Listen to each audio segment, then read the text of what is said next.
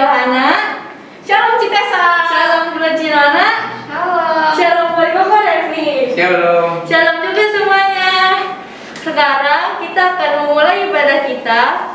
Sebelum kita mulai, kita mau berdoa terlebih dahulu. Si Johana yang akan pimpin kita dalam doa.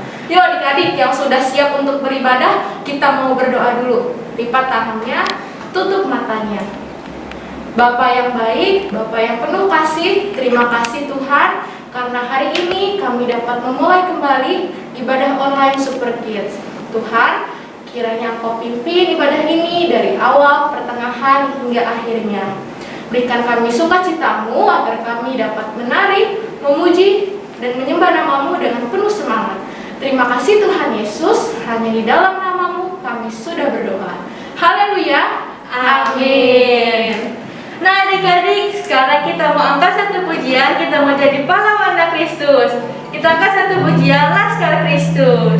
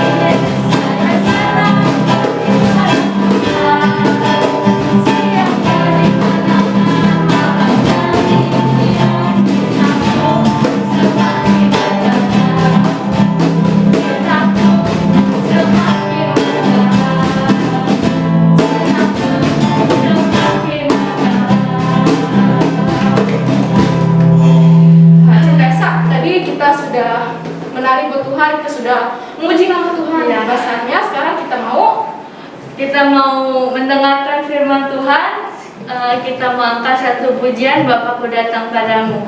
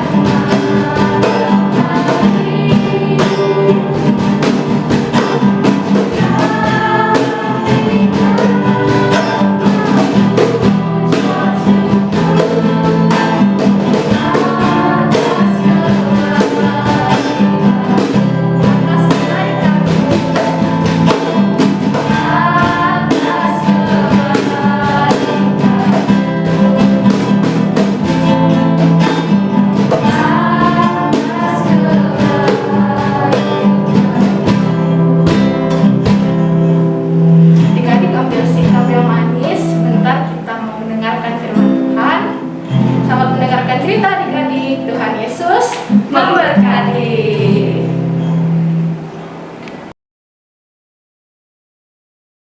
Halo, selamat pagi adik-adik. Jumpa lagi sama Cici nih. Hari ini kita mau beribadah. Tapi sebelum itu kita berdoa dulu ya.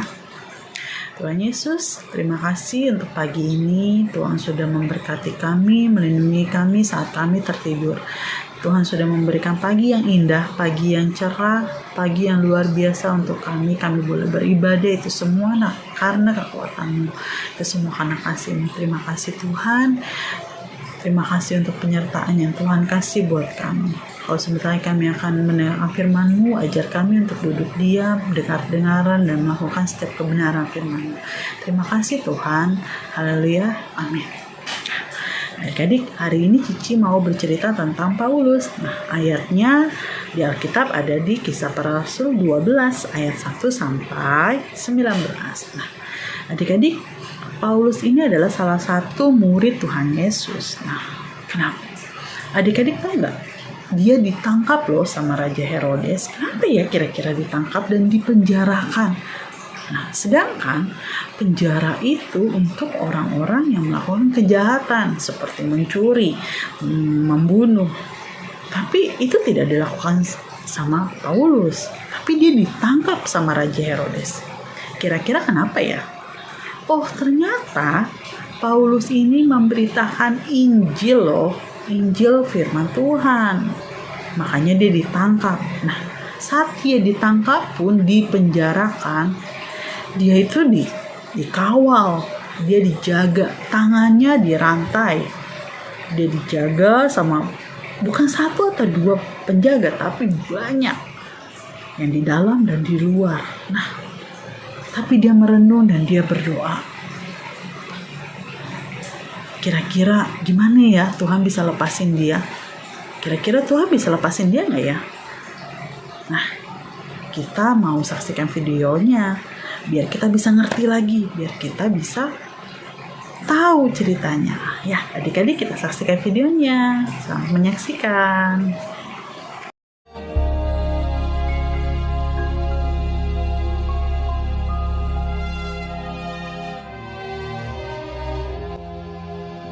Kami ke Filipi, kota pertama di bagian Makedonia ini, suatu kota perantauan orang Roma.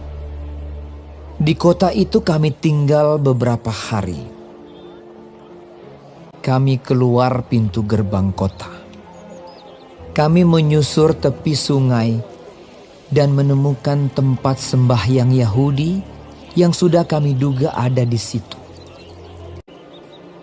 Pada suatu kali ketika kami pergi ke tempat sembahyang itu, kami bertemu dengan seorang hamba perempuan yang mempunyai roh tenung. Dengan tenungan-tenungannya, tuan-tuannya memperoleh penghasilan besar. Ia mengikuti Paulus dan kami dari belakang sambil berseru. Katanya, "Orang-orang ini adalah hamba Allah yang maha tinggi. Mereka memberitakan kepadamu jalan kepada keselamatan." hal itu dilakukannya beberapa hari lamanya. Tetapi ketika Paulus tidak tahan lagi akan gangguan itu, ia berpaling dan berkata kepada roh itu, "Demi nama Yesus Kristus, aku menyuruh engkau keluar dari perempuan ini." Seketika itu juga keluarlah roh itu. Ketika tuan-tuan perempuan itu melihat bahwa harapan mereka akan mendapat penghasilan lenyap, mereka menangkap Paulus dan Silas, lalu menyeret mereka ke pasar untuk menghadap penguasa. Setelah mereka membawa keduanya menghadap pembesar-pembesar kota itu, berkatalah mereka. Katanya, "Orang-orang ini mengacau kota kita ini karena mereka orang Yahudi dan mereka mengajarkan adat istiadat yang kita sebagai orang Rom tidak boleh menerimanya atau menurutinya." Juga orang banyak bangkit menentang mereka. Setelah mereka berkali-kali didera, mereka dilemparkan ke dalam penjara. Kepala penjara diperintahkan untuk menjaga mereka dengan sungguh-sungguh. Sesuai dengan perintah itu, Kepala penjara memasukkan mereka ke ruang penjara yang paling tengah dan membelenggu kaki mereka dalam pasungan yang kuat. Tetapi kira-kira tengah malam Paulus dan Silas berdoa dan menyanyikan pujian-pujian kepada Allah, dan orang-orang hukuman lain mendengarkan mereka. Akan tetapi terjadilah gempa bumi yang hebat, sehingga sendi-sendi penjara itu goyah.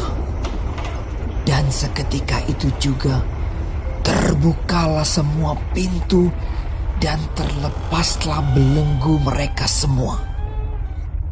Ketika kepala penjara itu terjaga dari tidurnya dan melihat pintu-pintu penjara terbuka, ia menghunus pedangnya hendak membunuh diri karena ia menyangka bahwa orang-orang hukuman itu telah melarikan diri. Tetapi Paulus berseru dengan suara nyaring. Katanya, Jangan celakakan dirimu, sebab kami semuanya masih ada di sini. kepala penjara itu menyuruh membawa sulung, lalu berlari masuk dan dengan gemetar tersungkurlah ia di depan Paulus dan Silas. Ia mengantar mereka keluar sambil berkata, Tuan, apakah yang harus aku perbuat supaya aku selamat? Jawab mereka, Percayalah kepada Tuhan Yesus Kristus, dan engkau akan selamat, engkau dan seisi rumahmu. Lalu mereka memberitakan firman Tuhan kepadanya dan kepada semua orang yang ada di rumahnya. Pada jam itu juga, kepala penjara itu membawa mereka dan membasuh bilur-bilur mereka. Seketika itu juga, ia dan keluarganya memberi diri dibaptis. Lalu ia membawa mereka ke rumahnya dan menghidangkan makanan kepada mereka. Dan ia sangat bergembira bahwa ia dan seisi rumahnya telah menjadi percaya kepada Allah. Setelah hari siang, Pembesar-pembesar kota telah menyuruh melepaskan kamu. Jadi keluarlah kamu sekarang dan pergilah dengan selamat. tetapi Paulus berkata kepada orang-orang itu, Tanpa diadili, mereka telah mendera kami, lalu melemparkan kami ke dalam penjara. Sekarang mereka mau mengeluarkan kami dengan diam-diam. Tidak mungkin demikian. Biarlah mereka datang sendiri dan membawa kami keluar. mereka datang minta maaf, lalu membawa kedua rasul itu keluar dan memohon supaya mereka meninggalkan kota itu. Lalu mereka meninggalkan penjara itu dan pergi ke rumah Lydia. Dan setelah bertemu dengan saudara-saudara di situ dan menghiburkan mereka, berangkatlah kedua rasul itu.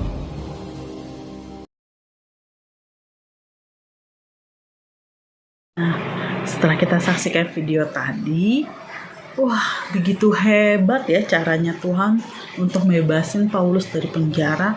Dia mengutus malaikatnya, tiba-tiba rantainya Paulus terlepas dan mereka berjalan di antara pengawal tanpa ketahuan. Hebat ya Tuhan. Nah, adik-adik, apa yang kita nggak pernah pikirkan Tuhan sediakan. Tuhan tahu cara yang terbaik buat kita. Nah, adik-adik, apapun masalah kita lagi sakit atau kita lagi sedih, kita lagi senang, jangan lupa selalu berharap sama Tuhan ya. Karena Tuhan tuh yang punya segalanya.